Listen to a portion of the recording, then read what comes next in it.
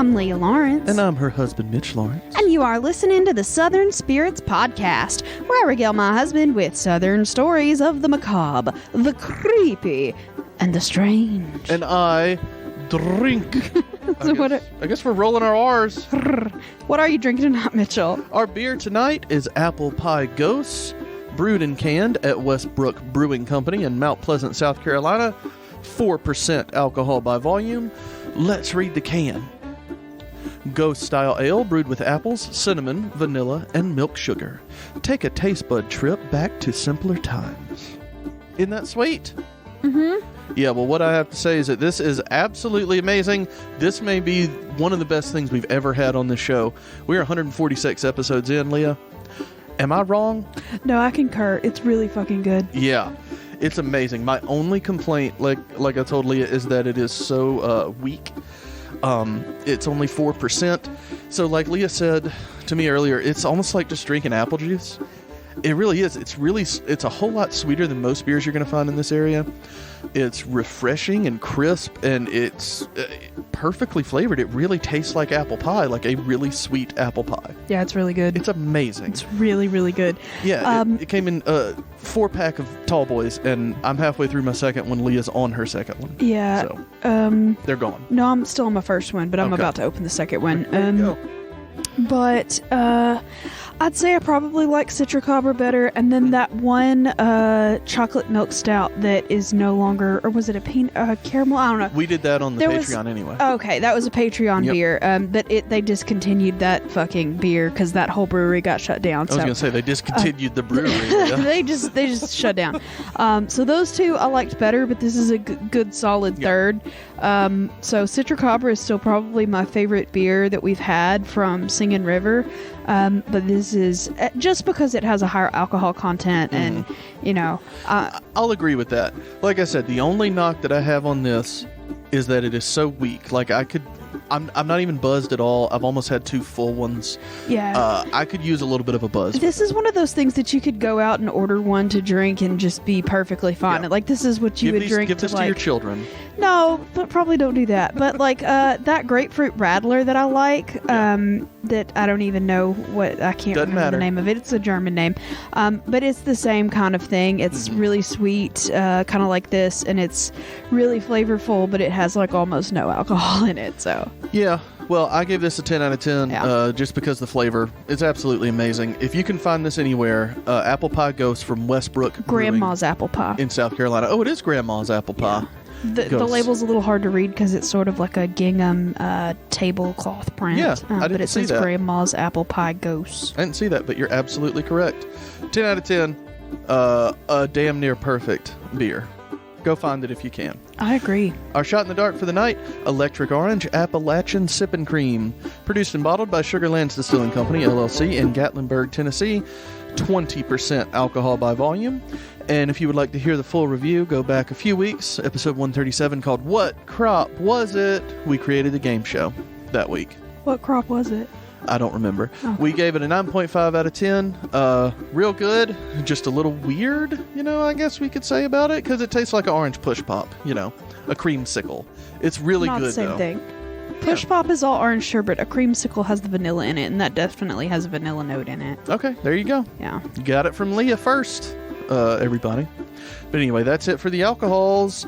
So what are we going to do this week, Leah? I guess we're going to dive directly into a sassy southern saying. Are you ready? Oh, shit. Yeah, I'm ready. All right, this is one that my dad used to say to my brother a lot, which I think is funny in retrospect, but, are you ready? Yeah.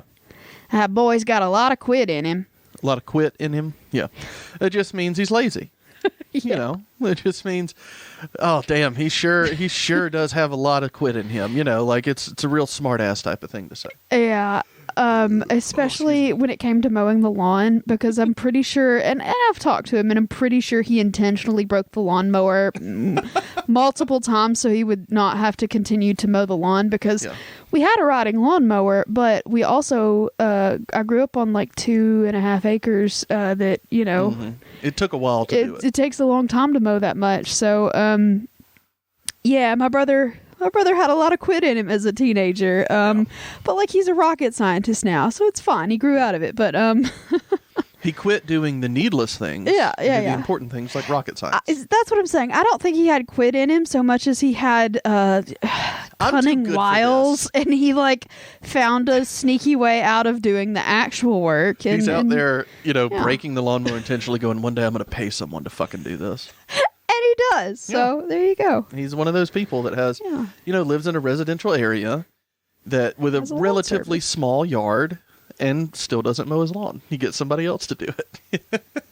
Well, to be fair, before COVID happened, he traveled almost like every month. So he did. It's kind of hard to keep your grass up to HOA standards when you're not there all the time. But yeah, he traveled pretty much year round anyway. Like he'll just be gone for a month or two at a time. So it makes sense to just have someone do it. But at the same time, he got that job specifically so he wouldn't have to mow the lawn. And also, if all my bills were paid off and I had surplus money, I sure as shit wouldn't be mowing my own grass. So I don't blame him. Not a bit. He took that job specifically so he can say, yeah, inconvenience me. Send me to Hawaii for a month and a half. Yeah, that way I don't have to mow my fucking lawn. Yeah. Yeah. Okay. Look, I can see it. Mowing the lawn fucking sucks. Yeah, it's not great. It's absolutely not great. It's one of my least favorite chores, that and laundry. I would do mowing the lawn 100%, 100 times over before I would do the laundry. The laundry sucks. But anyway, now we're just getting into things that I want to quit doing. So let's just do that for Turns out I have a lot of quit in me. Yeah. It runs in both of our families, sadly. We got a whole lot of quit in us, Leah. That's true. That's very All right. true. Well, thank you for that Southern saying. That was wonderful. It was super sassy. Yeah. So what are we going to do now? All right. Well, I guess we should get into our first story of the evening. Okay. And we're going to go to North Carolina, and we're going to be talking about the ghosts of Chimney Rock. Now, this one, just prepare. It's fucking weird. Just really fucking weird. There's a chimney rock in Alabama at Lake Martin. People jump off of it. Yeah. Well, people aren't jumping off of this one. Okay. Well, kinda. No one jumped. Anyway, there you go. Just some weird psychedelic happenings all up on Chimney Rock. All right. So the story begins in July of 1806. There was an 8-year-old little girl. Her name was Elizabeth Reeves, and her family lived in Buncombe County. Buncombe. I don't know how you say their particular county, so I'm probably saying it wrong. Everybody has a weird pronunciation for the things in their area, but it's spelled Buncombe. All right.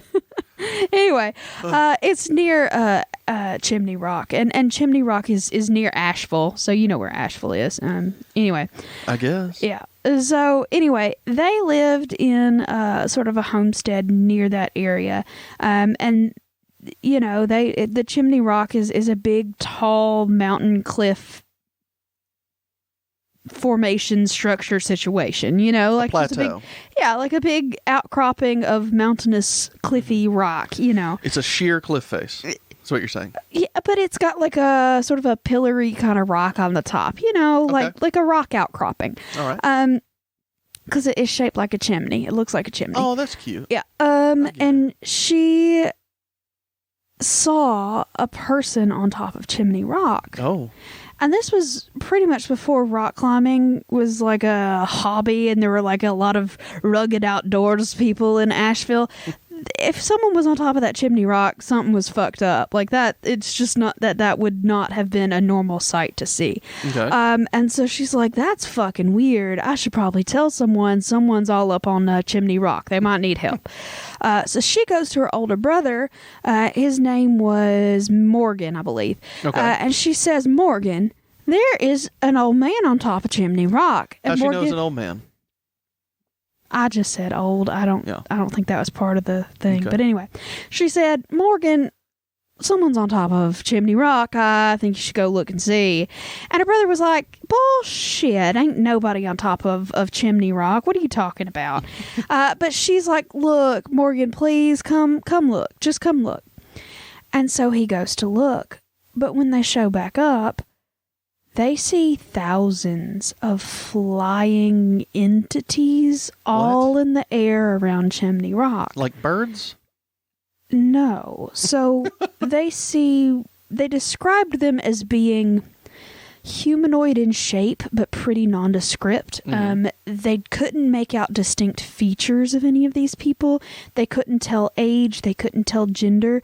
But some of the apparitions were sort of the size of a baby, and some of them were the size of adults. Like they were ranging in size, and like I said, they were just more like amorphous, kind of humanoid shaped weird things floating in the sky. Flying babies? That's upsetting. Yeah.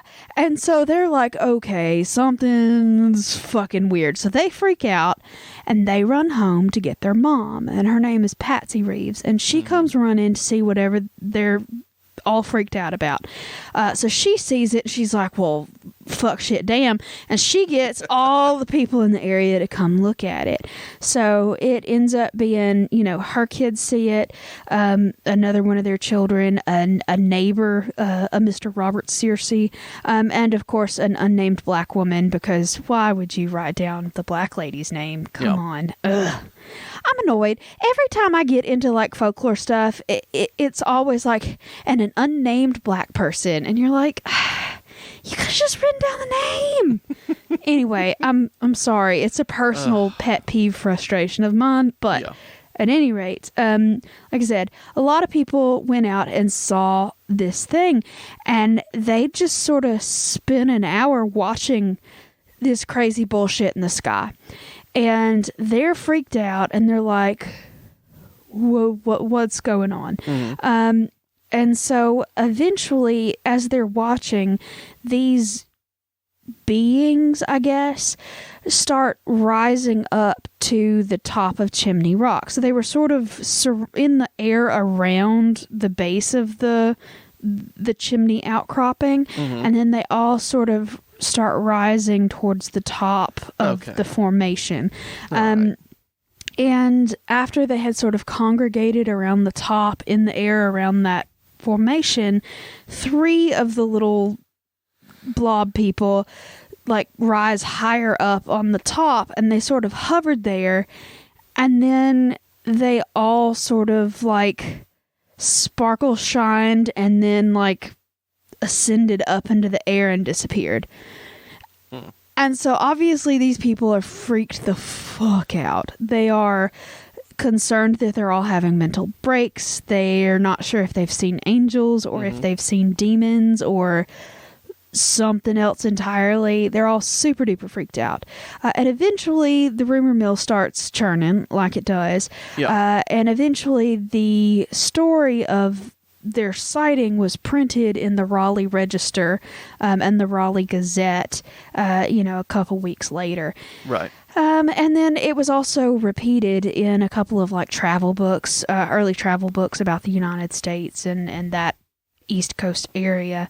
But then a few years later, in 1811, another mass apparition sighting was happening, or was sighted, I guess, around Chimney Rock.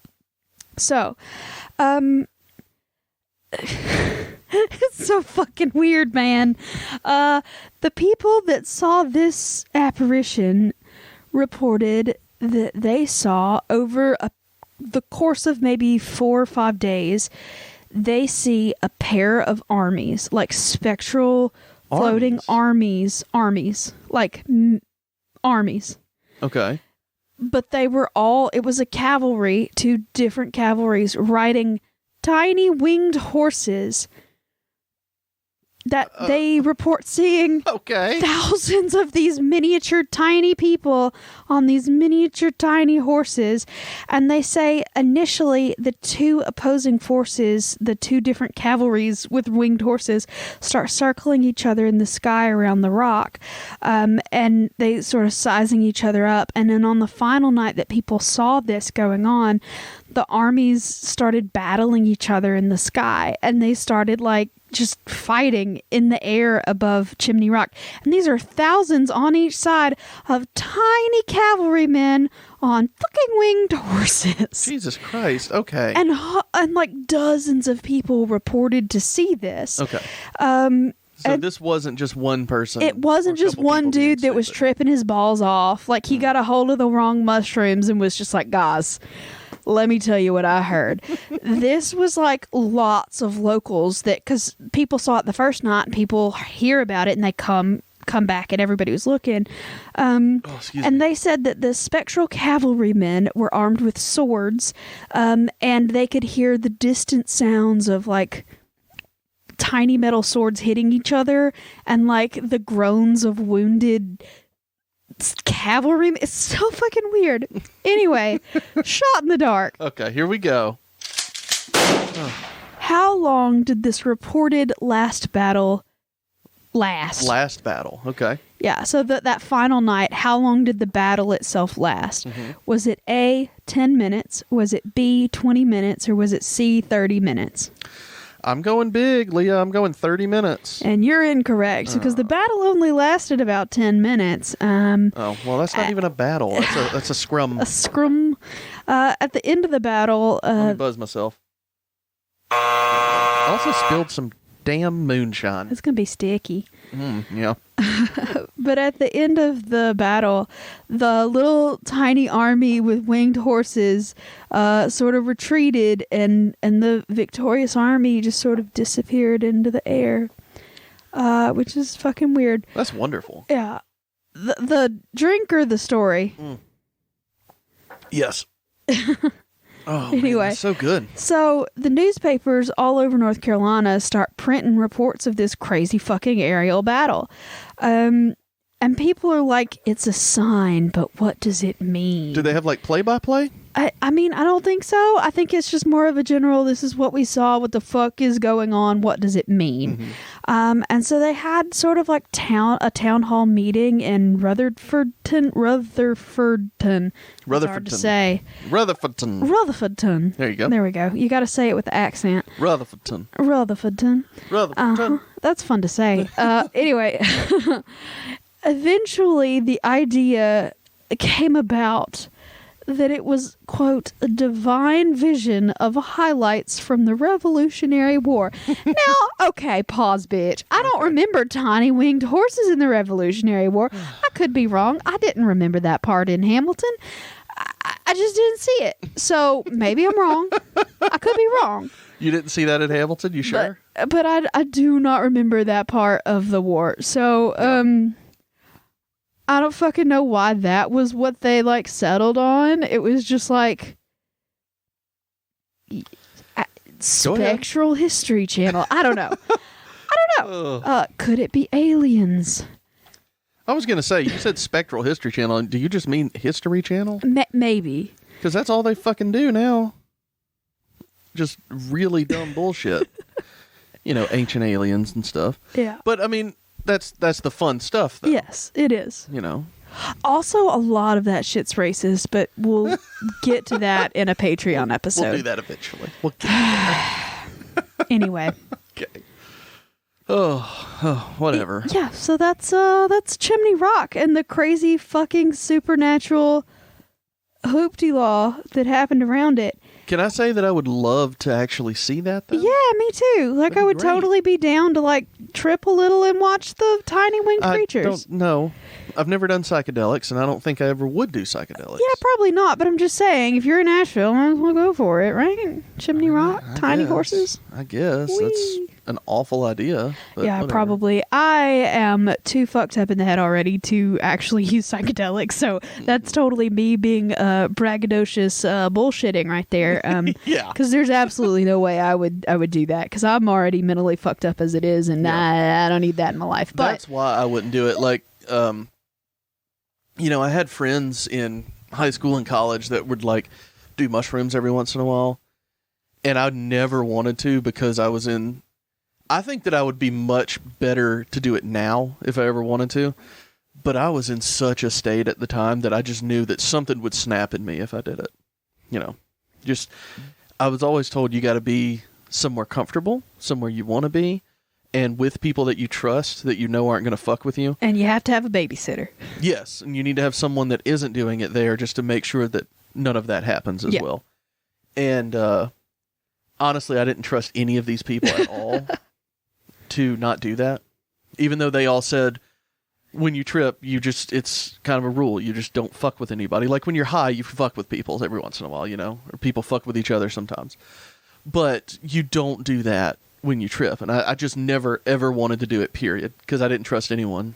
I just know that I'm too anxious and that I'm scared of everything already, just stone cold sober. And if I do anything like that, I will see my nightmares incarnate. And I have night terrors already. I don't need that in the waking space. It could fix you too, though. Sure. But if I'm doing anything like that, it's probably going to be DMT and it's going to be with a fucking therapist. You know what I mean? Yeah. Microdosing is a very real thing at the moment. And I'm just saying I'm not opposed. But I'm a lot more healthy at this point, healthier, to say it correctly. But I still don't think that I would take psychedelics. Like I said, if I were ever to do something, it would be in a legal clinical setting where I have professionals that can get me through something like that. Yeah. It sounds interesting, and I would really like to have that experience, and I would also like to know more about it, just because I think the substances and the plants that we have on the planet can be useful and used in a multitude of ways, and I'm interested in the research and where all of that stuff is going. But I also know that I'm the most unlucky little bitch. Yeah. If anything wrong could happen, it's probably happened to me at some point in time. I just don't need to do that with my brain. Yeah. Just don't. You really are severely unlucky and clumsy. Yeah. And it's not a good idea for either of us to do psychedelics, I think. So no. Yeah. Anyway, that's pretty much it. That's everything that I've got. So, are we done then? Yeah, that was the spectacle at the Chimney Rock. All right. Well, seriously, I would love to see that. It just sounds like a great laser light show. That would actually be really cool. To not even just to retell the folklore of it, and to have some kind of hologram projectors just do some kind of crazy art installation around it. Yeah. Sounds fun. It would be a great freaking time. I agree. But also, I just want to see tiny winged Pegasuses, cat-sized winged Pegasuses. Pegasi? Something like that. Anyway, I want to see tiny cat-sized horses with wings, please. Tiny cat-sized horses with wings. That is what I want. I would love to see that too, Leah. We should have them as a pet. Agreed. Yeah. All right. Well, are you ready to hear a second story? I sure am. Okay. Well, we are going to be going to Chattanooga, Tennessee. And we are going to be talking about the haunting of the Reed House Hotel. Okay. All right, and actually the Reed House Hotel is the hotel that a friend of mine is getting married in next year. Oh, okay. You've told me this. Yeah, and I'm super... Not the story, but you told me that, yeah. Yeah, that's where they're getting married. It's a gorgeous hotel. I'm super pumped. It's going to be fantastic. But just reading up on the hotel, I knew it was haunted just because I've heard stories. Right. But I wanted to know more about specifically the history of the hotel and the haunting specific to that hotel. And when I was looking it up, the history was interesting, the haunting is interesting, and I thought I'd tell it on the show. Well, so I can't wait to stay there next year. That's going to be fun. Yeah, we should go searching for the haints. Yeah. There's supposed to be haints all over, and one room in particular is very haunted. So, and the ballroom that the wedding's I think it's the reception's gonna be in, is also supposed to be haunted. So, I'm looking forward to that as a weird folklore person. But it's gonna be great. I'm excited. Let's talk about the history of the Reed House Hotel. Okay, hit me with it. Go. Okay. So, it's in Chattanooga, like I said. Weird. But let's see. So it didn't start out as the Reed House Hotel. We're going to go back, talk about the history of it, and then we'll talk about specific hauntings in the hotel, just because I think the history of it's kind of fun. Excellent. Well, not fun. It's kind of sad. Yeah. But anyway. So it started out as a property called the Old Crutchfield Hotel, or the Old Crutchfield House, excuse me. Right. So back in the day, in 19 here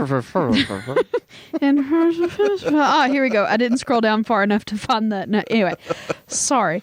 Okay, so the Chattanooga Railroad. So Chattanooga, if you don't know or haven't heard the Chattanooga Choo Choo song, is pretty famous for being, a train depot kind of town. Of course. But in the mid-1800s, there really just wasn't any kind of railroad connection there in Chattanooga. But since Tennessee has such beautiful mountainous terrains and sweeping landscapes and vistas, a lot of the neighboring states that did have a lot of rail travel were basically pressuring Tennessee to put in rail travel so they can make more money on sending them through these sightseeing ventures and stuff, and also importing and exporting things by rail was becoming a very big booming economical force in the country. So eventually, Tennessee decided, sure, we'll start putting in railroad connecting stations. So in 1827, 1827 is when they started putting in the rail tracks in Tennessee. But in the late 1840s is when Chattanooga got their own station. So after they got when they were talking about getting their own station there in Chattanooga, the Crutchfield family was like, hey, it would be really awesome if we opened up a hotel right across the street from this train station, and everybody that shows up by train is going to be like, oh, hey, there's a hotel, let's stay there. And it fucking worked for them. Perfect. So the Nashville and Chattanooga, or the N&C Railroad, launched in Chattanooga in 1854, and they indeed built this hotel across the street from that. And they made a fuck ton of money with their hotel.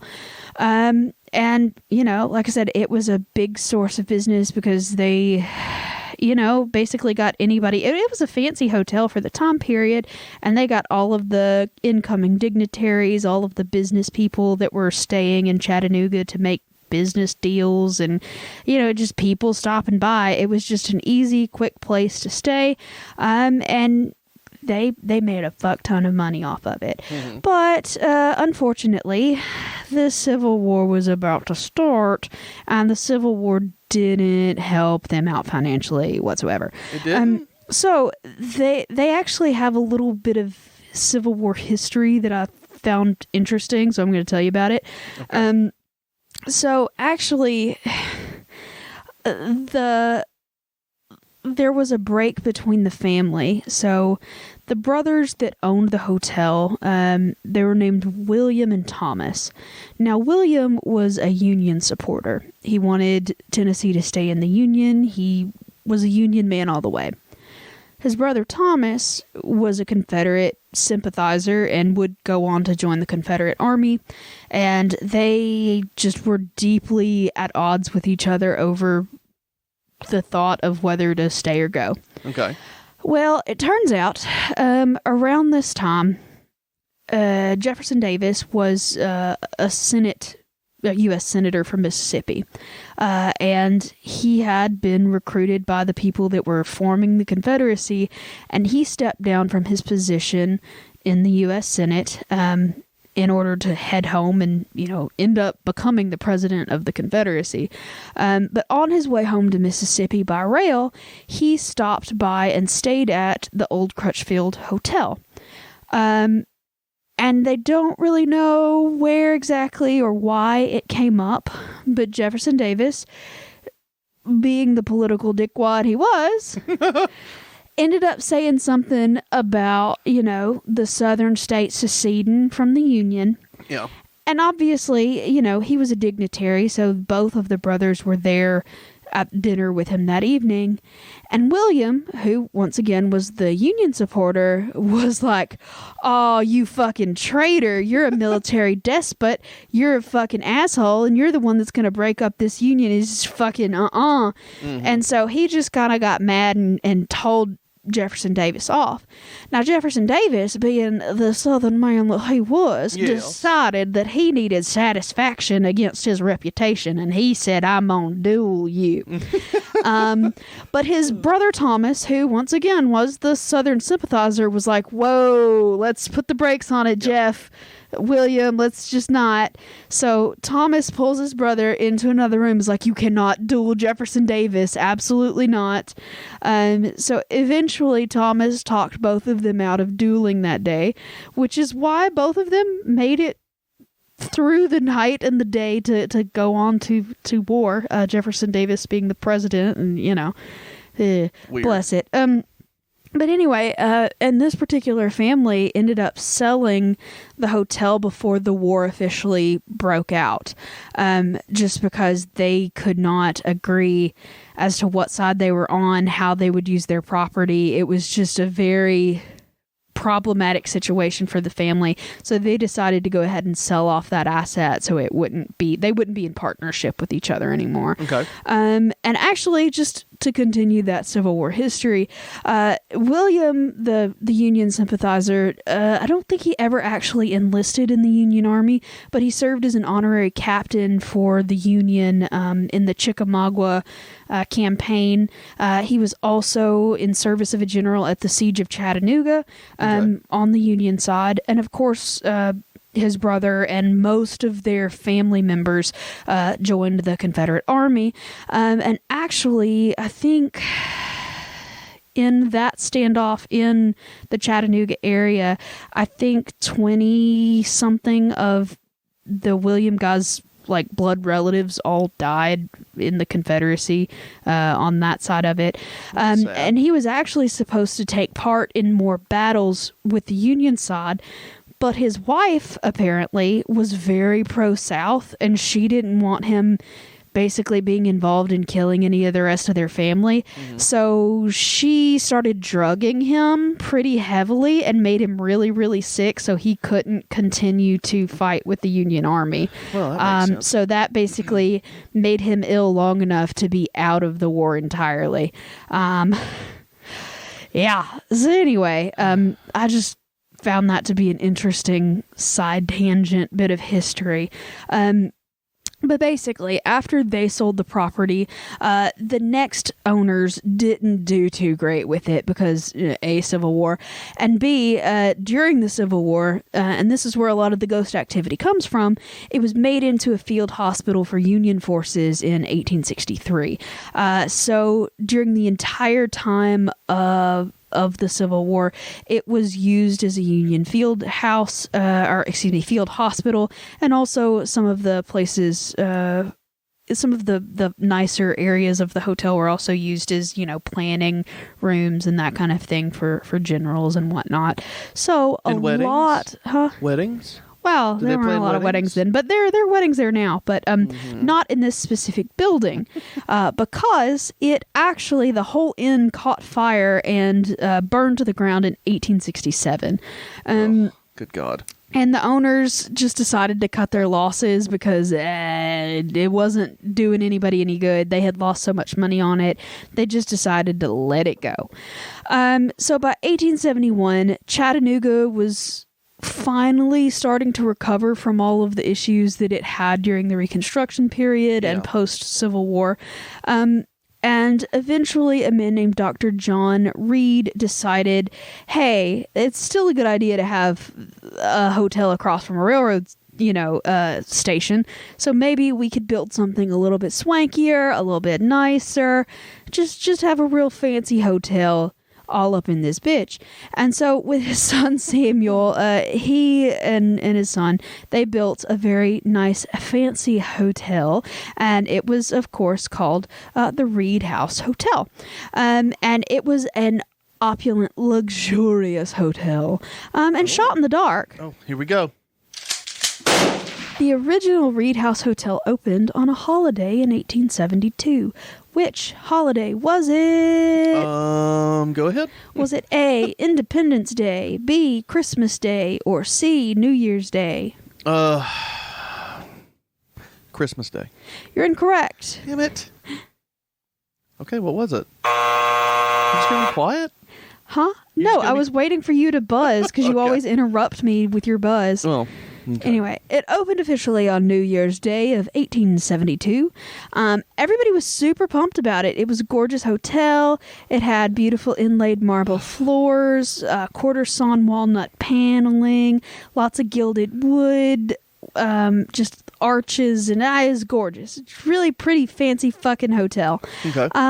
And, after its grand opening, it it was great. But unfortunately, in, I think, 75, so only like 3 years after it opened, Chattanooga had a massive flood. And that river flooded to the point where the entirety of Market Street was covered in like 2 feet of water. Like here's the Nashville Union newspaper put out this quote when it was going on. It said, quote, "The water is 2 feet deep in the post office, and on parts of Market Street 4 feet run deep.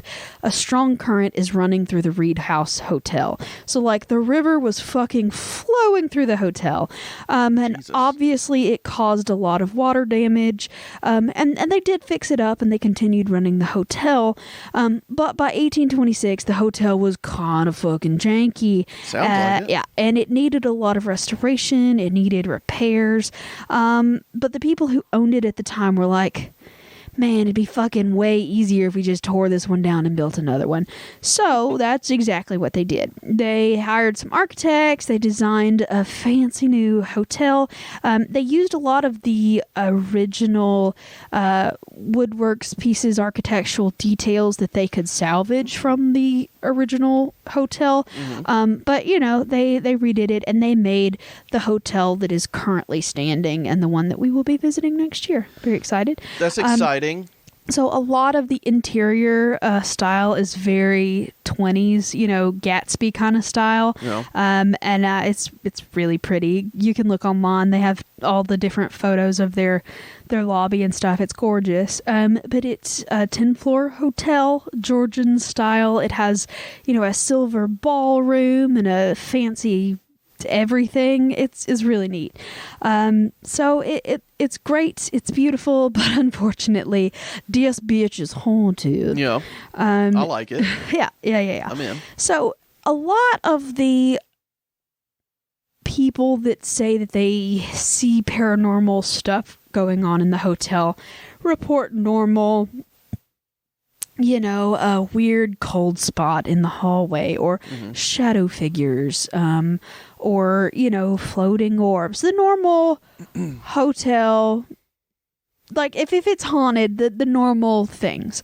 But on top of that, they also report that you'll see Union soldiers just fucking walking around. Just hanging out? Just hanging out. Well, don't like, bother them. Just fucking walking around. And a lot of the times they'll either be like cut off at the ankles or because and not because they're injured, but because the floors are at a different level than they were at the original. Yeah, that makes complete sense. The original thing. So the ghosts are still, the apparitions are walking on a floor that was at a different height or level than it was in the original building where they, you know, were staying during the war.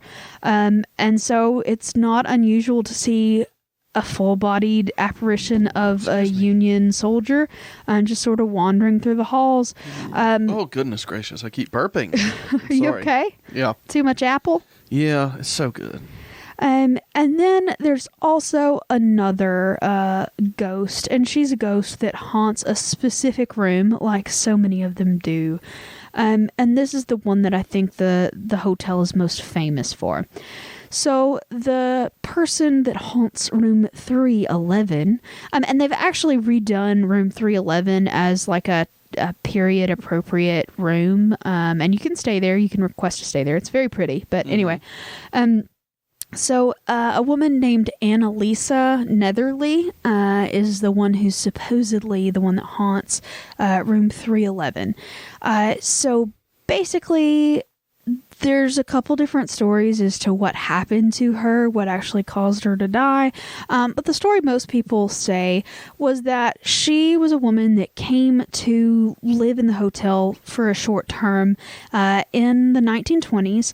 And they think that she was either just the girlfriend of a gangster or possibly a sex worker.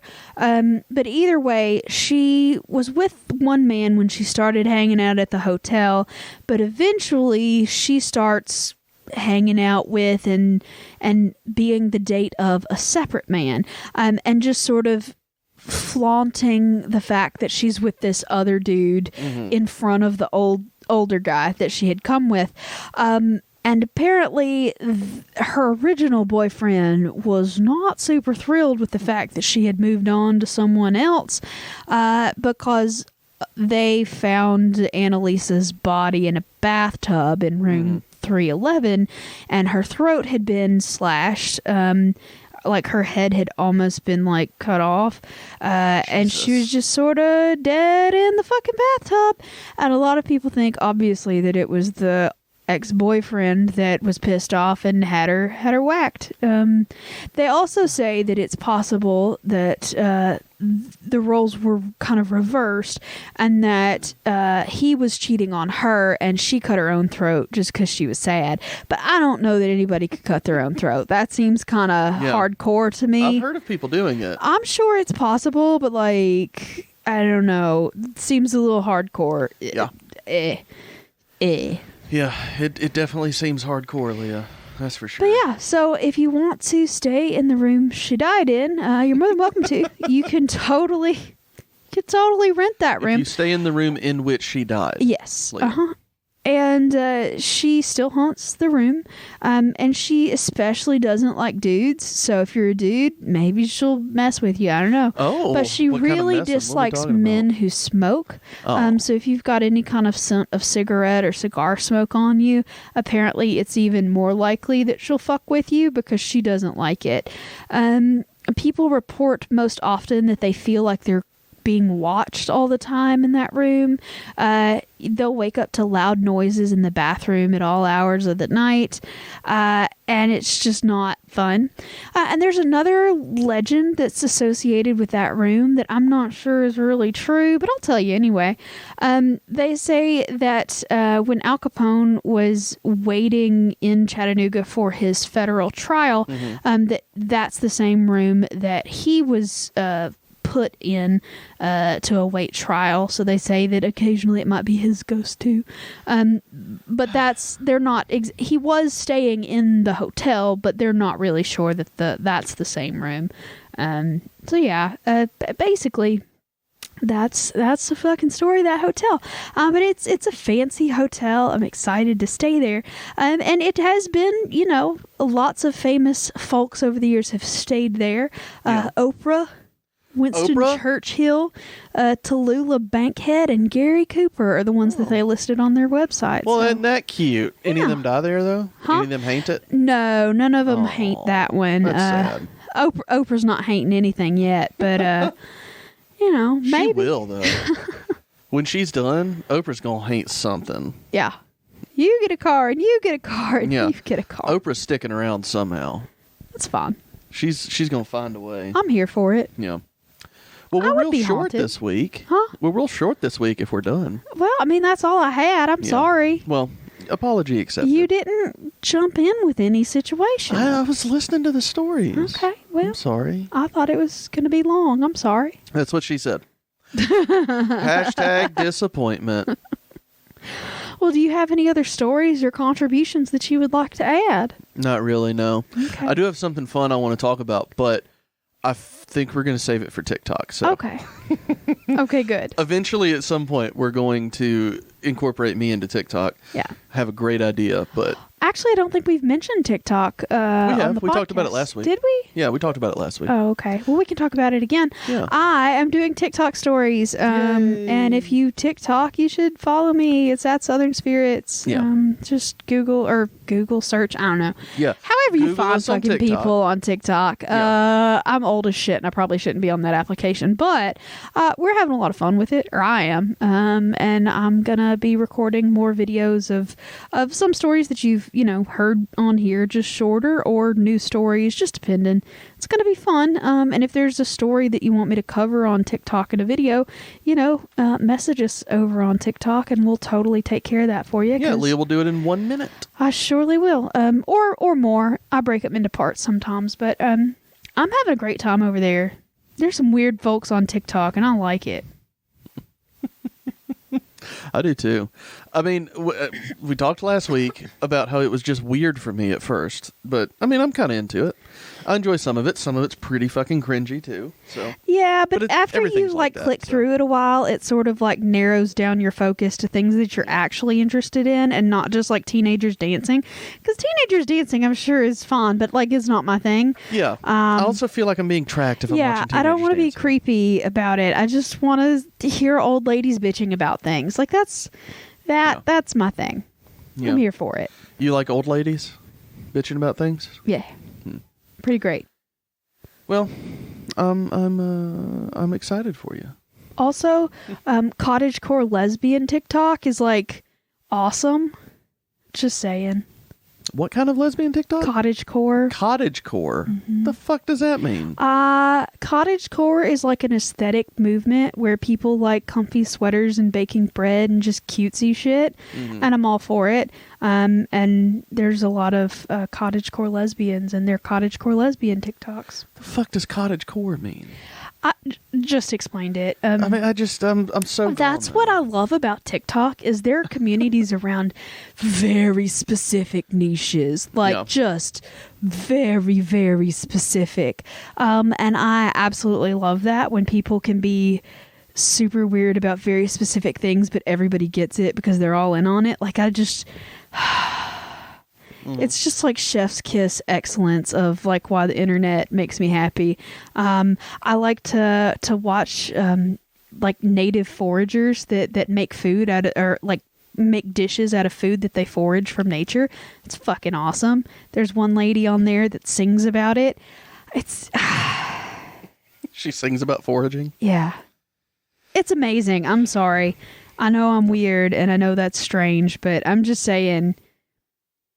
The specificity of TikTok just makes my little weird, obsessed about random shit heart happy. Excuse me.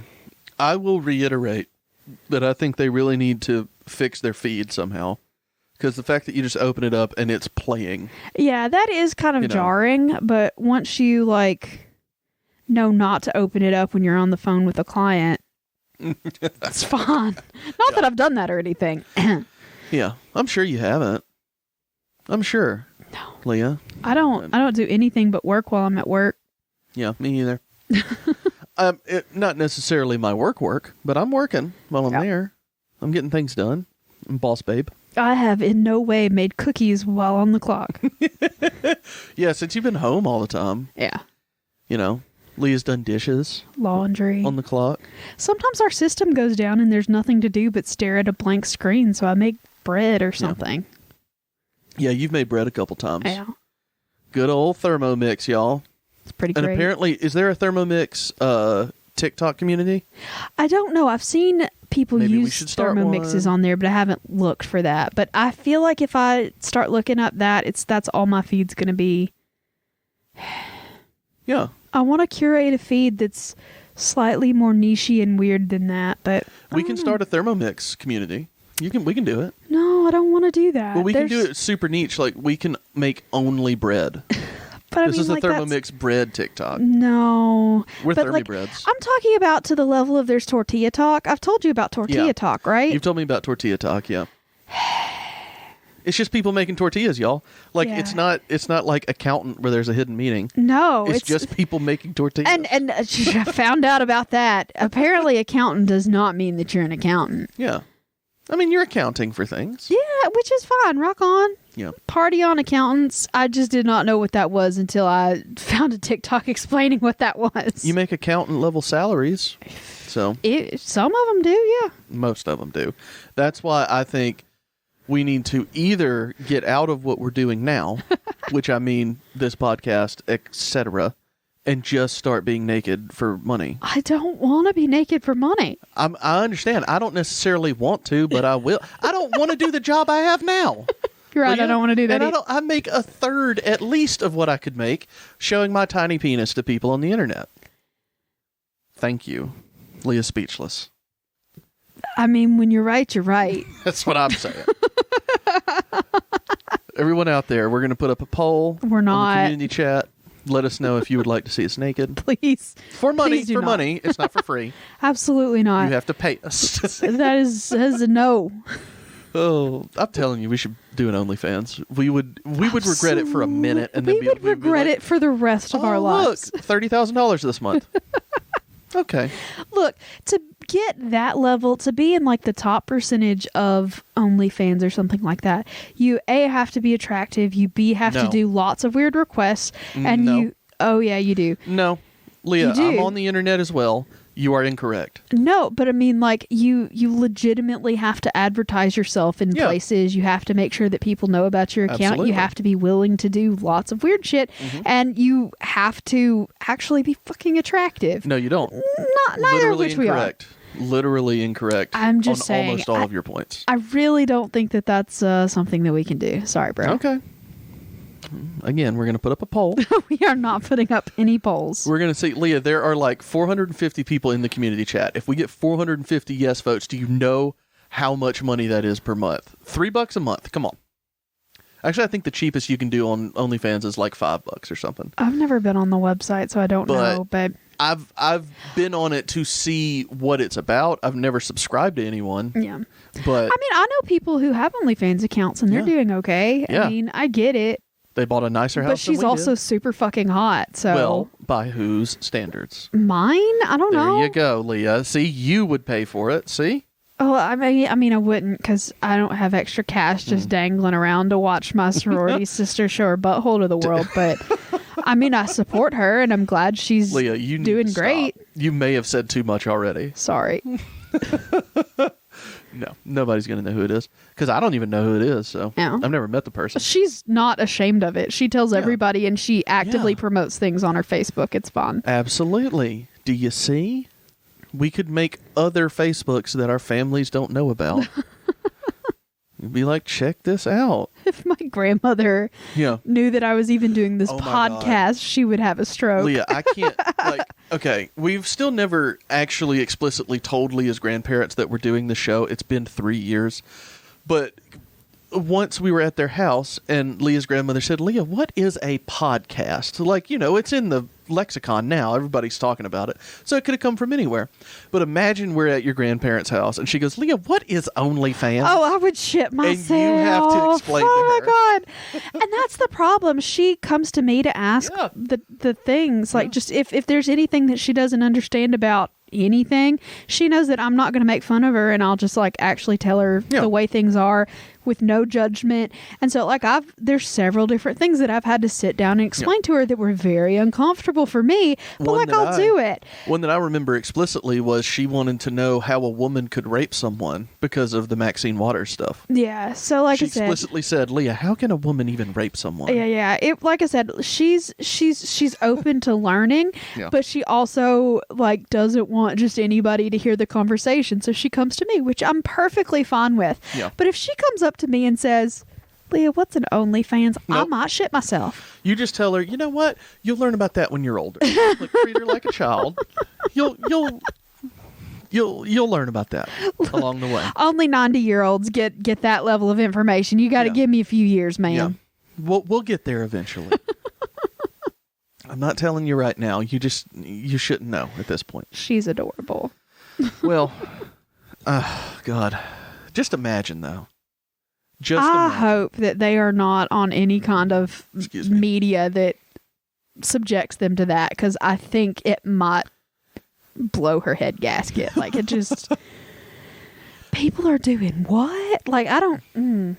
Well, she's going to see it as people are selling their bodies. Yeah. And, well, fucking yeah, but this is in-stage capitalism, bitch. Get with the program.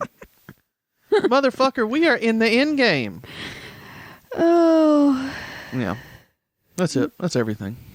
That's if y'all wanted to know what an OnlyFans was. Now you do. It's something Leah's grandmother shouldn't ever know about. Exactly. Yeah. Anyway, are you ready for a toast? Yeah, if you want to give me one. Okay. Well, Hit me it's with really bad, and I'm sorry, but we're going to go for it anyway. I seriously forgot we haven't done the toast yet. Okay, everybody hoist your apple pies high into the sky. The whole apple pie? The whole apple Just pie. hold the apple All pie of it up. just... Oh, so when ya gonna eat this apple pie? Yes. Ah. Anyway, Sorry. Okay. Yeah. Don't eat the mushrooms in Asheville. They might be psilocybin. Or maybe do and head for the rock to see the winged horses vibing. Oh, nice. I like that. A ghost in the hotel bathtub is really quite an amenity. But if you're unsuspecting, it could wreck your trip's serenity. Oh. Drink. Leah, that was nice. You did very well Thanks. this week. I'm proud of you. Psilocybin and winged horses vibing is kind of my favorite thing. You did very good. I'm proud of I you. want to see the winged horses bobbing. Just hanging out. We can check it out. We can see them winged horses around vibing. Chimney Rock. Yeah. Also, I say the word chimney wrong. So. Yeah, you've always done that, and I find it very strange, and you need to cut it out. Leah. If I catch myself, I will realize, oh, it's chimney, say chimney, but I've always said chimney, and it's very annoying, and it's hard to stop. Sorry, guys. Yeah. Well, yeah, I agree with you. I agree with everything you just said. All right, well, follow us on TikTok, y'all. Yeah, follow us on TikTok. Leah's done some stuff so far. And like we said last week, we're going to figure out a way to get me involved. Not entirely sure yet, but have some ideas. So. And I promise no nudity. I don't promise that. I don't promise that. Well, I promise that. I might get nude. I don't know yet. Depends on how much y'all are paying. Sweetheart, at this point, they'll pay us to keep our clothes on. No, we'll see. We'll see. We'll see what the world feels. We're putting up the poll.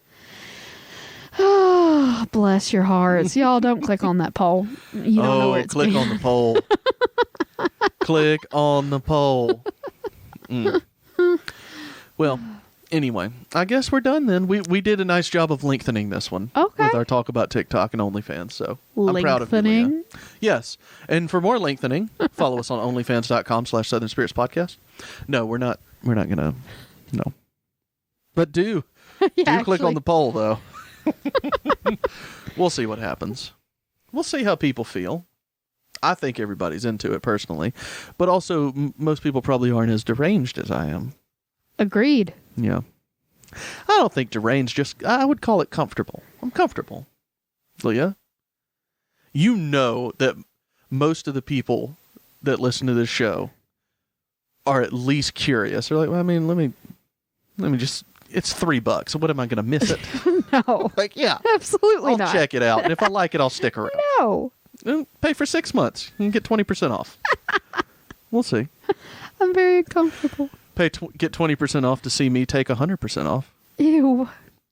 Yeah. I mean, we already have props for a calendar. Might as well go for it. Oh, that's something we should have talked about. That's something I meant to talk about because I was cleaning the house today.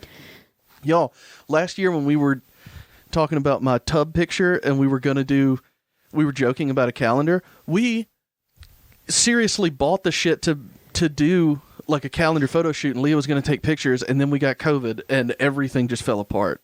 So that might be our 2022 project. Yeah, we've been thinking about maybe having selling a 2022 calendar of Mitch's pinup poses. So it was going to be done this year. Yeah, but no. But like I said, we've got the backdrop, we've got the props. We just need to get that together. So if anybody's actually interested in purchasing a Mitchell Lawrence pinup calendar, hey, that could be a possibility. Just let us know if you're interested. For real. Saying, hey, we're going to put up the poll. You got to click on it. You got to click the poll. All right, that's enough. Let's get it over with. Follow us on Facebook, Instagram, and Twitter, and TikTok. Almost forgot I had to add it, Leah.